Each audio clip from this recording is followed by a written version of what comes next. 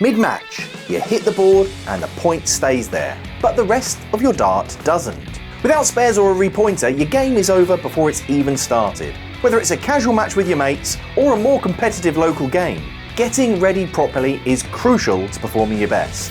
Step 1. Practice with your match darts. At home, it's fine to try a few different sets with any darts that you have lying around, but before a match, it's important to get your actual match darts out and put them through their paces. Try games like 1-2-1, cricket, or 5-0-1 to get your hand in and build your rhythm. The more you use your match darts in practice, the more comfortable you'll be with them in the game. Ideally, play online or with a friend or a computer opponent to simulate a more realistic match environment.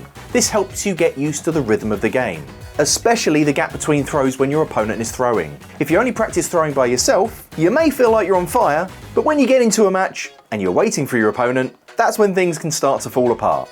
I also recommend you practice in your shirt for the match as well, or just the shirt you enjoy playing in. It's good to practice in it. Do you stay cool?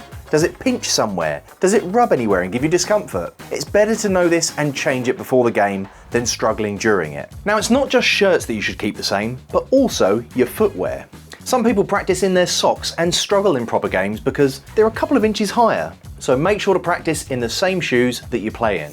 Are there any other tips or routines that you use to get ready for your pub matches? Let me know in the comments below, and don't forget to subscribe for more tips in the future. Now, step 2, pack your case properly. Always bring a spare set of darts, just in case something happens to your main set during the match. Bring spare stems, flights, points, and all the adapters you might need. These are things you can easily forget, but could become game changers mid-match. If you think you might need them, pack tools like shaft removers, flight protectors, point protectors, or a flight hole punch. Some players also bring repointers just in case they need to change the points during the match. You can always leave the tools in your car, but it's best to have them than not. If you use molded flight systems, make sure you have a proper case to keep your flights in shape for longer. It'll save you a lot of time and frustration if you're checking before your match. If you get them out and they're misshaped, you're in trouble. Step 3, practice with the team.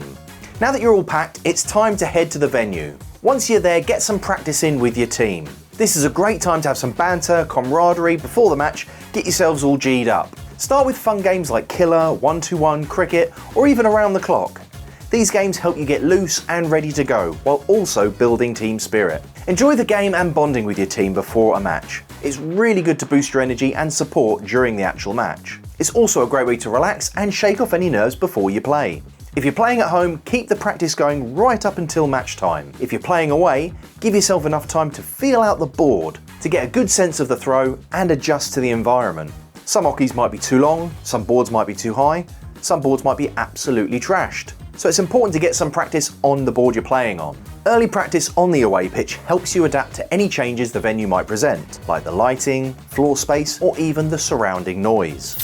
Step 4. Prepare for venue surprises. Now, I've had my fair share of surprises during pub matches. Some venues have things like the main door being near the dartboard, and it's easy to get distracted when someone bursts through the door yelling something like, "Jaeger bombs!" right when you're lining up your winning double. Trust me, this happens more than you think, and being aware of it can help you stay focused. Now, it's hard to prepare for the unexpected, but equally, I'm sure you naturally encounter some interruptions during practice. If your parents or partner or kids come in to say dinner is ready or telling you about their homework, these can impact your rhythm, your attitude, and your game. So we do get opportunities to practice them, but always expect the unexpected and stay focused. If, however, you really want to replicate and help prepare for the unexpected, you could play with crowd noise from YouTube videos. Practice timed throws with an opponent in between. Further, you can replicate the board or the conditions of the match board. Now, that's sometimes easier said than done, and the closer you can simulate the conditions, the more familiar and comfortable it may feel with them. But food for thought. I know quite a lot of players use a Pro Tour sort of setup, using like blue boards behind,